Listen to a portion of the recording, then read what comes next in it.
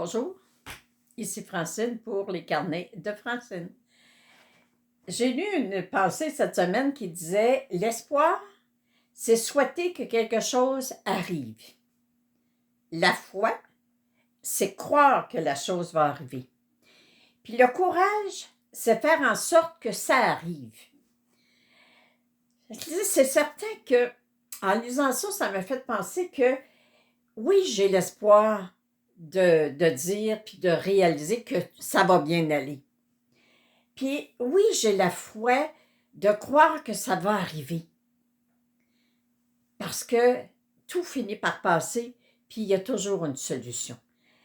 Et le courage de faire en sorte que ça arrive, ben c'est en devenant consciente des pensées que j'ai. Est-ce que je suis négative? Est-ce que je me dis, est-ce que je me mets en colère contre le gouvernement?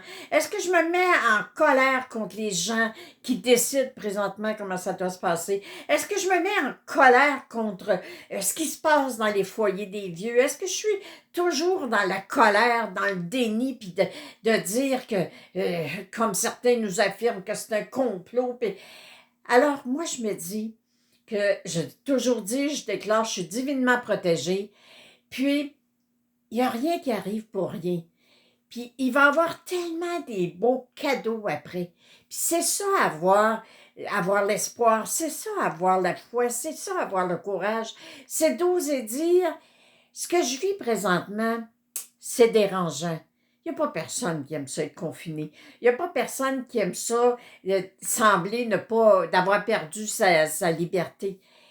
Mais les beaux cadeaux que ça va apporter après, tout ce que ça va apporter de positif, tout ce que ça va...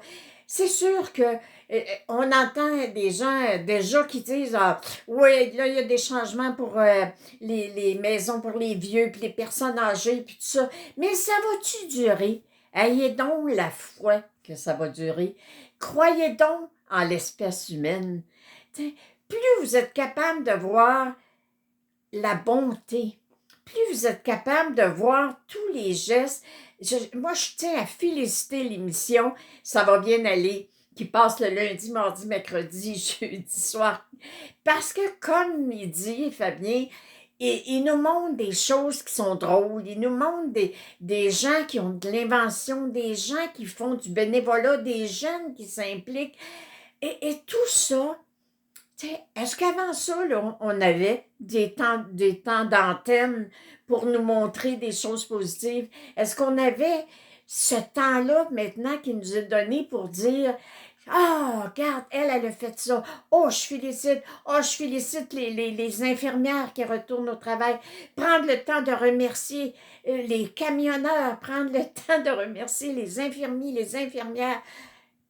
Quel beau cadeau on vit présentement d'apprendre à être dans la gratitude.